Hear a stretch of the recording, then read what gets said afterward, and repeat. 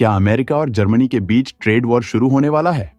हाल ही में अमेरिका ने यूरोप और कनाडा से आयात होने वाली गाड़ियों पर 25% टैरिफ लगा दिया, जिससे जर्मनी में हड़कंप मच गया। लेकिन असली खेल अब शुरू हुआ है। जर्मनी और कनाडा मिलकर इस फैसले का करारा जवाब देने की तैयारी कर रहे हैं। क्या ये अमेरिका के खिलाफ सबसे बड़ा आर्थिक गठबंधन बनने जा रहा है? अगर टकराव बढ़ा तो इसका असर सिर्फ सरकारों तक सीमित नहीं रहेगा, बल्कि आम लोगों की जेब तक पहुंचेगा।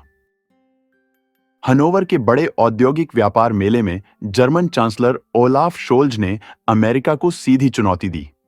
उन्होंने कहा कि अगर अमेरिका स्टील और एल्यूमीनियम पर और ज्यादा टैरिफ लगाता है तो यूरोपीय संघ भी मिलकर इसका जवाब देगा। जर्मनी ने साफ कर दिया कि यूरोप न तो कमजोर है और न ही किसी दबाव में आने वाला है। यह टकराव सिर्फ व्यापार तक सीमित नहीं है। ट्रंप ने यहां तक कह दिया कि कनाडा को अमेरिका का 51वां राज्य बना देना चाहिए। इस पर शोल्ज ने जोर देकर कहा कि कनाडा एक स्वतंत्र देश है और रहेगा। अब जर्मनी और कनाडा के बीच रिश्ते और मजबूत हो रहे हैं और यह अमेरिका के लिए एक बड़ा संकेत हो सकता है। शोल्ज ने ट्रंप की नीतियों पर कड़ा हमला बोला और कहा कि अगर अमेरिका अलगाव की राह पर चलता रहा तो इसका नुकसान सभी को होगा, यानी कंपनियों, नौकरियों और आम लोगों को भी। उन्होंने यह भी कहा कि व्यापार को बढ़ावा देने का सही तरीका ज्यादा टैक्स लगाना नहीं, बल्कि देशों के बीच अच्छे संबंध बनाना है। यह बयान ऐसे समय पर आया है जब ट्रंप ने न केवल नए टैक्स की बात की, बल्कि कनाडा को अमेरिका में शामिल करने जैसी चौंकाने वाली बात भी कह दी। यह पहली बार नहीं है जब जर्मनी ने ट्रंप की नीतियों का विरोध किया है। 27 मार्च को जर्मन चांसलर ओलाफ शोल्ज ने ट्रंप के फैसले की कड़ी आलोचना की, जिसमें उन्होंने अमेरिका में आयातित कारों पर भारी टैक्स लगाने की घोषणा की थी। शोल्ज ने कहा, अमेरिका ने एक ऐसा रास्ता चुना है जो केवल नुकसान ही लाएगा।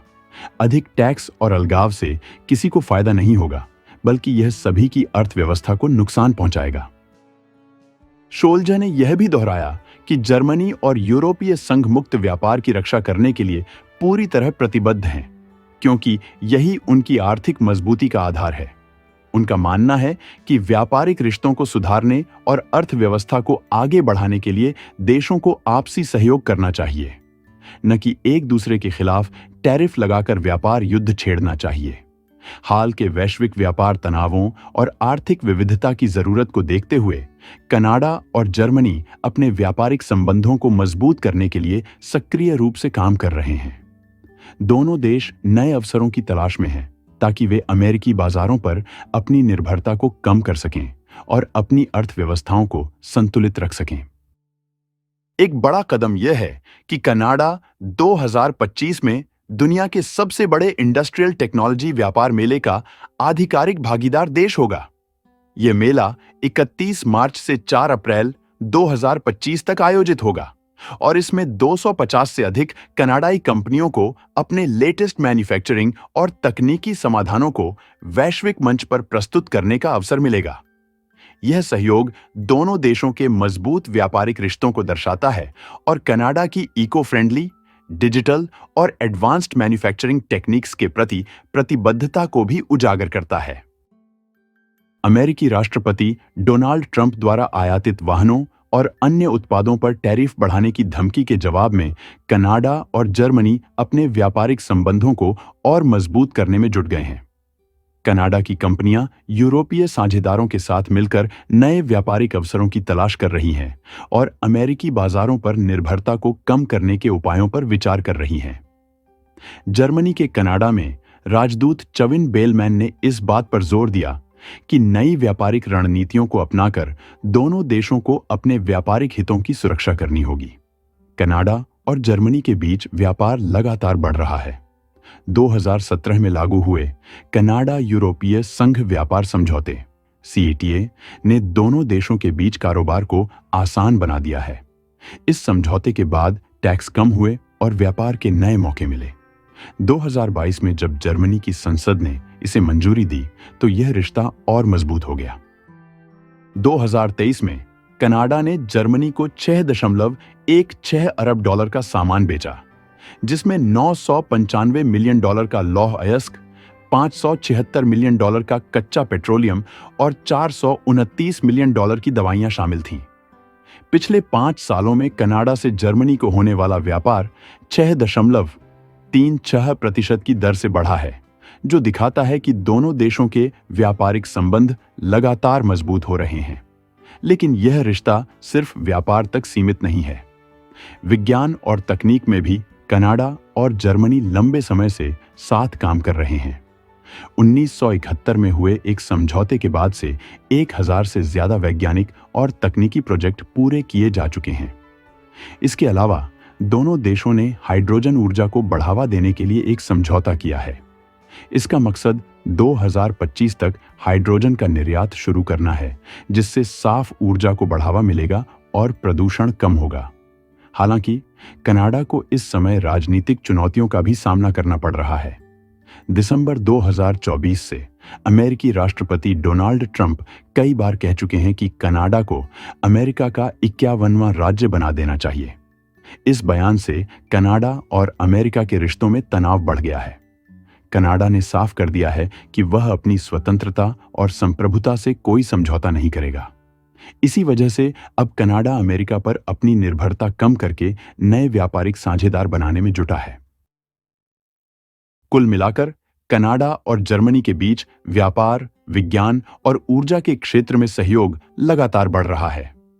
बदलते वैश्विक हालात में यह रिश्ता दोनों देशों के लिए एक मजबूत और सुरक्षित भविष्य की ओर इशारा करता है। ऊर्जा क्षेत्र में कनाडा और जर्मनी ने स्वच्छ ऊर्जा को बढ़ावा देने के लिए एक हाइड्रोजन गठबंधन बनाया है। इसका लक्ष्य 2025 तक हाइड्रोजन का निर्यात शुरू करना है, जिससे दोनों देश हरित ऊर्जा की ओर कदम बढ़ा सकें और कार्बन उत्सर्जन घटा सकें। कनाडा और जर्मनी न केवल व्यापार और तकनीक, बल्कि ऊर्जा के क्षेत्र में भी सहयोग बढ़ाकर अपने आर्थिक रिश्तों को और मजबूत कर रहे हैं। अमेरिका जर्मनी के लिए एक बड़ा व्यापारिक साझेदार है, खासकर ऑटोमोबाइल उद्योग के लिए, जिसने 2024 में $25.6 अरब की कारों का निर्यात किया। लेकिन मार्च 2025 में राष्ट्रपति ट्रंप ने जर्मनी से आयातित कारों और ऑटो पार्ट्स पर 25% टैरिफ लगाने की घोषणा कर दी, जिससे जर्मन अर्थव्यवस्था में हलचल मच गई। ट्रंप प्रशासन की यूरोप में दक्षिणपंथी आंदोलनों को समर्थन देने की नीति ने यूरोपीय संघ में असंतोष को हवा दी है, जिससे अमेरिका विरोधी भावनाएं बढ़ रही हैं। जर्मनी में इसे अमेरिकी हस्तक्षेप के रूप में देखा जा रहा है, जिससे यूरोप में स्वतंत्र रक्षा और विदेश नीति की मांग तेज हो गई है। जर्मनी के वित्त मंत्री जेर्क कुकिस ने चेतावनी दी कि ये टैरिफ न केवल जर्मन अर्थव्यवस्था, बल्कि अमेरिकी उपभोक्ताओं और श्रमिकों को भी भारी नुकसान पहुंचाएंगे। विशेषज्ञों के अनुसार इन टैरिफ के कारण अमेरिका में जर्मन कारों की बिक्री 30% तक गिर सकती है, जिससे मर्सिडीज, BMW और वॉक्सवैगन जैसी कंपनियों को भारी नुकसान होगा। इस संभावित व्यापार युद्ध को टालने के लिए जर्मनी ने यूरोपीय संघ के माध्यम से व्यापार वार्ताओं को तेज कर दिया है और डोमेस्टिक इंसेंटिव स्कीम्स पर विचार कर रहा है। आने वाले सालों में अमेरिका को नई आर्थिक मुश्किलों का सामना करना पड़ सकता है, खासकर अगर दुनिया में उसकी आर्थिक पकड़ कमजोर होती है। आगे क्या होगा, यह देखना दिलचस्प रहेगा। अगर आपको यह जानकारी अच्छी लगी हो तो वीडियो को लाइक करें और हमारे चैनल को सब्सक्राइब करें, ताकि आपको ऐसे ही जरूरी अपडेट मिलते रहें। धन्यवाद।